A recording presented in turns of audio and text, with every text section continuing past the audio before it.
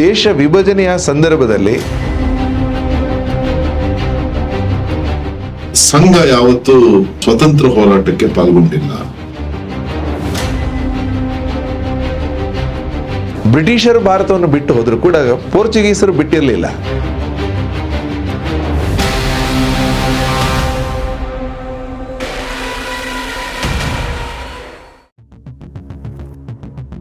ಸಂಘ ಯಾವತ್ತೂ ಸ್ವತಂತ್ರ ಹೋರಾಟಕ್ಕೆ ಪಾಲ್ಗೊಂಡಿಲ್ಲ. ಸಂಘ ಸ್ವಾತಂತ್ರ್ಯ ಹೋರಾಟದಲ್ಲಿ ಭಾಗವಹಿಸಿಲ್ಲ ಎನ್ನುವಂಥ ನೇರ ಆರೋಪ ಏನಿದೆ ಅದು ಸರಿಯಲ್ಲ. ಸ್ವತಃ ಡಾಕ್ಟರ್ ಹೆಡ್ಗೇವಾರ್ ಅವರೇ ಸಂಘ ಪ್ರಾರಂಭದ ಮುಂಚೆನೆ ಅವರು ಕ್ರಾಂತಿಕಾರಿಗಳು, ಹೋರಾಟಗಾರರು, ಅದರ ಬಗ್ಗೆ ಸಾಕಷ್ಟು ಮಾಹಿತಿಗಳು ಸಾಕಷ್ಟು ಲಭ್ಯ ಇದೆ. ಸಂಘ ಪ್ರಾರಂಭ ಆದ ನಂತರನೂ ಕೂಡ ಸಂಘದ ಪ್ರಾರ್ಥನೆಯ ಭಾಗವಾಗಿ, ಪ್ರತಿಜ್ಞೆಯ ಭಾಗವಾಗಿ ರಾಷ್ಟ್ರದ ಬಗ್ಗೆ ಏನು ಯೋಚನೆ ಮಾಡ್ತೀವಿ, ಅದರಲ್ಲಿ ದೇಶದ ಸಂಪೂರ್ಣ ಸ್ವಾತಂತ್ರ್ಯ ಅದರ ಬೇಡಿಕೆಯನ್ನು ಪ್ರತಿಜ್ಞೆಯಲ್ಲಿ ಸ್ವಯಂ ಸೇವಕರು ಹೇಳ್ತಾ ಇದ್ರು. ಸಂಘ ಅಥವಾ ದೇಶ ಸ್ವಾತಂತ್ರ್ಯ ಆದ ನಂತರ ಪ್ರತಿಜ್ಞೆಯಲ್ಲಿ ವ್ಯತ್ಯಾಸ ಆಯಿತು. ದೇಶದ ಸರ್ವಾಂಗೀಣ ಉನ್ನತಿಯನ್ನ ಶಬ್ದ ಬಂತು. ಸ್ವಾತಂತ್ರ್ಯ ಆಗುವವರೆಗೂ ಕೂಡ ಸಂಘದ ಪ್ರತಿಜ್ಞೆಯಲ್ಲಿ ಇದ್ದಂತೆ ಒಬ್ಬ ಸ್ವಯಂ ಸೇವಕ ದೇಶದ ಸಂಪೂರ್ಣ ಸ್ವಾತಂತ್ರ್ಯಕ್ಕೋಸ್ಕರ ಅನ್ನೋದನ್ನು ಅವರು ಹೇಳ್ತಾ ಇದ್ರು. 1930ನೇ ಇಸ್ವಿನಲ್ಲಿ ಪೂರ್ಣ ಸ್ವರಾಜ್ಯದ ಬೇಡಿಕೆಯನ್ನು ಇಟ್ಟಾಗ, ವಿಶೇಷವಾಗಿ ಜನವರಿ 26ನೇ ತಾರೀಕು ಇಟ್ಟಾಗ, ಪೂರ್ಣ ಸ್ವರಾಜ್ಯದ ಬೇಡಿಕೆಯನ್ನು ಸ್ವಾಗತ ಮಾಡಿ ಸರಸಂಘ ಚಾಲಕರು ಆಗಿನ ಎಲ್ಲ ಶಾಖೆಗಳಿಗೆ ಪತ್ರವನ್ನು ಬರೀತಾರೆ. ಆ ಸಂದರ್ಭದಲ್ಲಿ ಅವರ ಸುತ್ತಮುತ್ತಲಿನ ಶಾಖೆಗಳಲ್ಲಿ ಅವರು ಭಾಷಣ ಮಾಡ್ತಾರೆ. ಅವರು ಒಂದು ಸಣ್ಣ ಭಾಷಣದ ಸಾರಾಂಶವನ್ನು ಬೇರೆ ಬೇರೆ ಕಡೆ ಅದನ್ನು ಓದಿನೂ ಹೇಳುವಂಥದ್ದು ಇರುತ್ತೆ.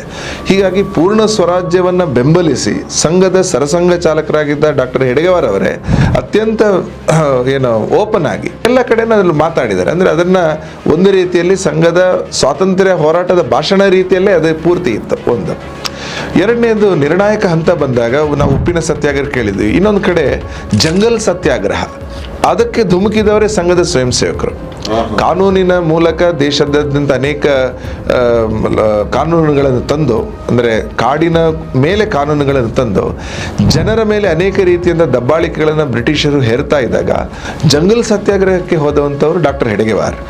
ಆಗ ಅವರು ತಾವು ಸರಸಂಘ ಚಾಲಕರಾಗಿದ್ದಂಥ ಜವಾಬ್ದಾರಿಯನ್ನು, ಸಂಘನೂ ಮುನ್ನಡೆಯಬೇಕು, ಆ ಜವಾಬ್ದಾರಿಯನ್ನು ಪರಾಂಜಪೆ ಅಂತವರಿಗೆ ಕೊಟ್ಟು ಅವರು ಸೆರೆಮನೆಗೆ ಹೋಗಬೇಕಾಗತ್ತೆ, ಜೈಲಿಗೆ ಹೋಗಬೇಕಾಗ್ತದೆ. ಅಂದರೆ ಸಂಘ ಪ್ರಾರಂಭ ಆದ ಮೇಲೂ ಕೂಡ ಸ್ವಾತಂತ್ರ್ಯ ಹೋರಾಟಕ್ಕೋಸ್ಕರ ಸಂಘದ ಸಂಸ್ಥಾಪಕರು ಡಾಕ್ಟರ್ ಹೆಡ್ಗೇವಾರ್ ಜೈಲಿಗೆ ಹೋಗಿದ್ದಾರೆ.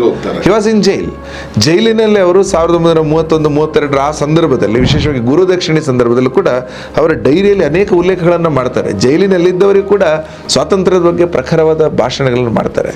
ಅದಕ್ಕಿಂತಲೂ ಮುಂಚೆನೂ ಕೂಡ 1927-28 ಆ ಸಂದರ್ಭದಲ್ಲೂ ಕೂಡ ರಾಜ್ಗುರು, ನಾವು ಕೇಳಿದ್ವಿ ಭಗತ್ ಸಿಂಗ್, ರಾಜ್ಗುರು, ಸುಖದೇವ್, ಅವರ ಪೈಕಿ ರಾಜ್ಗುರು ಯಾರಿದ್ದಾರೆ ಅವರು ನಾಗ್ಪುರದಲ್ಲಿ ಹಾಸ್ಟೆಲಲ್ಲಿದ್ದಾಗ ಸಂಘದ ಸಂಪರ್ಕಕ್ಕೆ ಬಂದವರು.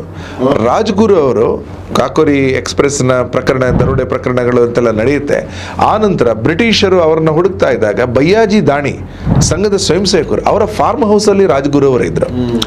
ಬಯ್ಯಾಜಿ ದಾಣಿಯವರು ನಂತರ ವಾರಣಾಸಿಗೆ ಹೋಗಿ ಸಂಘದ 2ನೇ ಸರಸಂಘ ಚಾಲಕರು ಯಾರಿದ್ದಾರೆ, ಗುರೂಜಿ ಗೋಳ್ವಲ್ಕರ್, ಅವರಲ್ಲಿ ಪ್ರೊಫೆಸರ್ ಆಗಿದ್ದ ಜೋಲಿ, ಅವ್ರನ್ನ ಕರ್ಕೊಂಡು ಬಂದವರು ಅಂದ್ರೆ ಬಯ್ಯಾಜಿ ದಾಣಿ. ಸಹ ಬಯ್ಯಾಜಿ ದಾಣಿನೂ ಕೂಡ ಸ್ವಾತಂತ್ರ್ಯ ಹೋರಾಟದಲ್ಲಿ ಭಾಗವಹಿಸಿದ ಒಬ್ಬರು ವ್ಯಕ್ತಿ. ಹಾಗೆಯೇ 1942 ಸಂದರ್ಭ ಏನು ಬಂತು, ಕ್ವಿಟ್ ಇಂಡಿಯಾ ಮೂವ್ಮೆಂಟ್, ಆವಾಗ ಅತ್ಯಂತ ಪ್ರಮುಖ ಸಾಮಾಜಿಕ ಹೋರಾಟಗಾರ್ತಿ ಅರುಣಾ ಅಸಫ್ ಅಲಿ ಅವರು ದೆಹಲಿಯಲ್ಲಿ ನಮ್ಮ ಸಂಘ ಚಾಲಕರ ಮನೆಯಲ್ಲಿ ಅವರಿಗೆ ಆಶ್ರಯ ಇತ್ತು. ಹೀಗೆ ದೇಶಾದ್ಯಂತ ಅನೇಕ ಸಂದರ್ಭ, ಇದೊಂದು ಒಂದು ವಿಸ್ತೃತವಾದಂಥ ವಿಷಯ ನಾವು ತಗೊಳ್ಬಹುದು. ಸಂಘದ ಸ್ವಾತಂತ್ರ್ಯ ಹೋರಾಟ ಆಗುತ್ತೆ ದೊಡ್ಡ ಪ್ರಮಾಣದಲ್ಲಿ ಇದ್ದು. 42ನೇ ಇಸ್ವಿಯಲ್ಲಿ ರಮಾಕಾಂತ್ ದೇಶಪಾಂಡೆ ಅನ್ನೋ ಒಬ್ಬ ಸಂಘದ ಸ್ವಯಂ ಸೇವಕರು, ಹಿರಿಯ ಕಾರ್ಯಕರ್ತರು, ಅವ್ರನ್ನ ಪೊಲೀಸರು ಬಂಧಿಸ್ತಾರೆ. ಅವರು ಎಷ್ಟು ಪ್ರಖರವಾಗಿ ಬ್ರಿಟಿಷರ ವಿರುದ್ಧ ಭಾಷಣ ಮಾಡಿದ್ರು ಅಂದರೆ ಅವ್ರನ್ನ ಗಲ್ಲಿಗೇರಿಸಬೇಕು ಅಂತ ಆಗತ್ತೆ. ಆದರೆ ಕೋರ್ಟ್ನಲ್ಲಿ ಮಾಡ್ತಾ ಅವರ ಗಲ್ಲು ಶಿಕ್ಷೆಯನ್ನು ಕಡಿಮೆ ಮಾಡಿ ನಂತರ ಅವ್ರನ್ನ ಬಿಟ್ಬಿಡ್ತಾರೆ. ರಮಾಕಾಂತ್ ದೇಶಪಾಂಡೆ ಯಾರು ಅಂದರೆ ಸಂಘದ ಸಹ ಸಂಘಟನೆ ವನವಾಸಿ ಕಲ್ಯಾಣ ಆಶ್ರಮ ಅದರ ಸಂಸ್ಥಾಪಕರು. ಅವ್ರನ್ನ ಬಾಳಾ ಸಾಹೇಬ್ ದೇಶಪಾಂಡೆ ಅಂತಲೂ ಕರೀತಾರೆ. ಅಂತಹ ದೇಶಪಾಂಡೆ ಅವರು ಪ್ರಖರ ಸ್ವಾತಂತ್ರ್ಯ ಹೋರಾಟಗಾರರಲ್ಲಿ ಒಬ್ಬರು. ದೇಶಕ್ಕೆ 47ನೇ ಇಸ್ವಿಯಲ್ಲಿ ಸ್ವಾತಂತ್ರ್ಯ ಬಂದರೂ ಕೂಡ ದೇಶ ವಿಭಜನೆಯ ಸಂದರ್ಭದಲ್ಲಿ ಸರ್ಕಾರದಾಗಲಿ ಯಾವುದೇ ರೀತಿಯ ತಯಾರಿ ಇಲ್ಲದಿರಲಿಲ್ಲ. ದೊಡ್ಡ ಪ್ರಮಾಣದಲ್ಲಿ ಪಕ್ಕದ ಪಾಕಿಸ್ತಾನಗಳಿನ ರಚನೆ ಆಗಿತ್ತು. ಅಲ್ಲಿಂದ ಕುಟುಂಬಗಳು, ಭಾರತೀಯ ಕುಟುಂಬಗಳು ಬರ್ತಾ ಇದ್ರು. ಅವರಿಗೆ ಅನ್ನ, ಅವರಿಗೆ ನೀರು, ಅವರಿಗೆ ಆಶ್ರಯ, ಅದೆಲ್ಲವೂ ಕೂಡ ಸ್ವಾತಂತ್ರ್ಯ ಹೋರಾಟದ ಭಾಗನೇ ಆಗಿದೆ. ಭಾಗ್ ಮಿಲ್ಕಾ ಭಾಗ್ ಅಂತ ಒಂದು ಸಿನಿಮಾ ಇದೆ, ಫರನ್ ಅಖ್ತರದ್ದು. ಆ ಸಿನಿಮಾದಲ್ಲಿ ತೋರಿಸ್ತಾರೆ ಭಾಗ್ ಮಿಲ್ಕಾ ಭಾಗ್ ಅನ್ನೋಂಥದ್ದು ಮಿಲ್ಕಾ ಸಿಂಗ್ ಓಡು ಓಡು ಅಂತ ಚಪ್ಪಾಳೆ ತಟ್ಟು ಹೇಳುವಂಥ ಕೇವಲ ಮಾತಲ್ಲ. ಹಿಂದೆ ಪಾರ್ಟಿಷನ್ನ ದಿನಗಳಲ್ಲಿ ತನ್ನ ಊರಿನಲ್ಲಿ ಹಿರಿಯರು ಮಿಲ್ಕಾ ಸಿಂಗ್ ಓಡು ಅಂತ ಹೇಳ್ತಾ ಅವನನ್ನು ರಕ್ಷಿಸುವಂಥ ಒಂದು ಆ ಹಳ್ಳಿಯಿಂದ ಮತಾಂತರ ಎಲ್ಲ ನಡೀತಾ ಇದೆ, ನಮ್ಗೆ ಗೊತ್ತೇ ಇದೆ.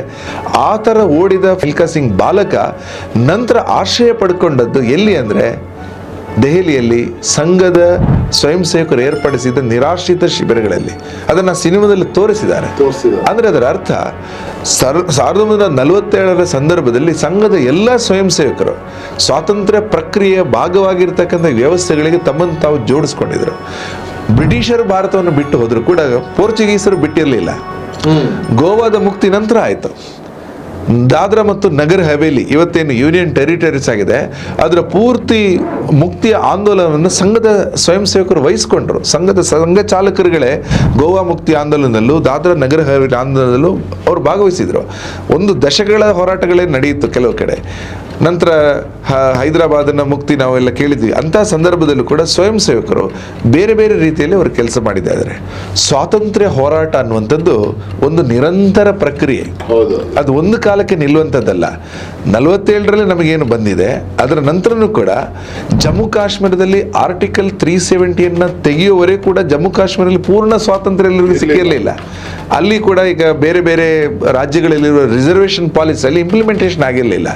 35A ಆಧಾರದಲ್ಲಿ ಕಾಶ್ಮೀರದಲ್ಲಿ ಇರ್ತಕ್ಕಂಥ ಹೆಣ್ಮಕ್ಳು ಬೇರೆ ರಾಜ್ಯದ ಹುಡುಗರನ್ನ ಮದುವೆ ಆದರೆ ಆ ತಂದೆಯ ಆಸ್ತಿಯಲ್ಲಿ ಹಕ್ಕಿಲ್ಲ ಅನ್ನುವಂಥ ಕಾನೂನುಗಳು ಅಲ್ಲಿ ಇತ್ತು. ಹೀಗಾಗಿ ಅಲ್ಲಿನ ಪೂರ್ತಿ ಜನರಿಗೆ, ಮಹಿಳೆಯರು ಸೇರ್ಕೊಂಡಾಗ ಎಲ್ಲರಿಗೂ ಕೂಡ ದೇಶದ ಬೇರೆ ಭಾಗದ ಸ್ವಾತಂತ್ರ್ಯ ಸಿಕ್ಕಿರಲಿಲ್ಲ. ಆರ್ಟಿಕಲ್ 370 ಮತ್ತು 35A ಇದನ್ನು ಅಲ್ಲಿಂದ ತೆಗೆಯುವವರೆಗೆ ಸ್ವಾತಂತ್ರ್ಯದ ಭಾವನೆಯಲ್ಲಿ ಬಂದಿರಲಿಲ್ಲ. ಈಗ ಅಲ್ಲಿ ಪೂರ್ತಿ ಸ್ವಾತಂತ್ರ್ಯದ ಒಂದು ಭಾವನೆಯಲ್ಲಿ ಬಂದಿದೆ. ಹೀಗಾಗಿ ಸಂಘದ ಸ್ವಯಂ ಸೇವಕರು ಸ್ವಾತಂತ್ರ್ಯ ಅಂತಕ್ಕಂಥ ಒಂದು ದೊಡ್ಡ ಕಲ್ಪನೆಯಲ್ಲಿ ದೊಡ್ಡ ಭಾಗವನ್ನೇ ನಿರ್ಣಾಯಕ ಪಾತ್ರವನ್ನು ವಹಿಸಿದ್ದಾರೆ. ಇನ್ನೊಂದು ಸ್ವತಂತ್ರ ಆ ಶಬ್ದದ ಅರ್ಥದಲ್ಲಿ ಸ್ವ ಅಂದರೆ ನಾವು, ತಂತ್ರ ಅಂದರೆ ವ್ಯವಸ್ಥೆ ಅಂತ ಒಂದು ಅರ್ಥ ಹಿಂದಿಯಲ್ಲಿ ಬರುತ್ತೆ. ತಂತ್ರ ಅಂದರೆ ಸಿಸ್ಟಮ್, ವ್ಯವಸ್ಥೆ. ಇನ್ನೊಂದು ಅರ್ಥ ಯೋಚನೆಗಳು, ಐಡಿಯಾಸ್ ಅನ್ನುವಂಥದ್ದು ಇದೆ. ಬ್ರಿಟಿಷರನ್ನು ಓಡಿಸುವ ಈ ದೊಡ್ಡ ಆಂದೋಲನಕ್ಕೆ ಸ್ವತಂತ್ರ ಹೋರಾಟ ಅಂತ ಯಾಕೆ ಹೆಸರಿಟ್ರು? ನಮ್ಮ ದೇಶದ ವಿಚಾರಗಳು ಉಳಿಬೇಕು, ನಮ್ಮ ಧರ್ಮ, ನಮ್ಮ ಸಂಸ್ಕೃತಿ, ನಮ್ಮ ಆಚಾರ, ನಮ್ಮ ವಿಚಾರ ಇದರ ಸಂರಕ್ಷಣೆ ಆಗಬೇಕು. ಹಾಗಾಗಿ ಸ್ವತಂತ್ರ ಅಂದಾಗ ನಮ್ಮ ಯೋಚನೆಗಳು, ನಮ್ಮ ವ್ಯವಸ್ಥೆಗಳು ಅದು ಈ ದೇಶದಲ್ಲಿ ಉಳಿಬೇಕು. ಬ್ರಿಟಿಷರ ಯೋಚನೆ ಸಿಸ್ಟಮ್ಗಳು ಅಥವಾ ಅವರ ವ್ಯವಸ್ಥೆಗಳಲ್ಲ. ಆ ರೀತಿಯಲ್ಲಿ ಸ್ವತಂತ್ರ ಹೋರಾಟಕ್ಕೆ ಒಂದು ದೊಡ್ಡ ವಿಶಾಲ ಅರ್ಥವಿದೆ. ಆ ವಿಶಾಲ ಅರ್ಥದಲ್ಲೂ ಸೇರ್ಕೊಂಡ ಹಾಗೆ, ನಿರ್ದಿಷ್ಟ ಅರ್ಥದಲ್ಲೂ ಸೇರ್ಕೊಂಡ ಹಾಗೆ ಸಂಘದ ಸ್ವಯಂ ಸೇವಕರು ದೊಡ್ಡ ಮಟ್ಟಿನಲ್ಲಿ ಕೆಲಸ ಮಾಡಿದ್ದಾರೆ.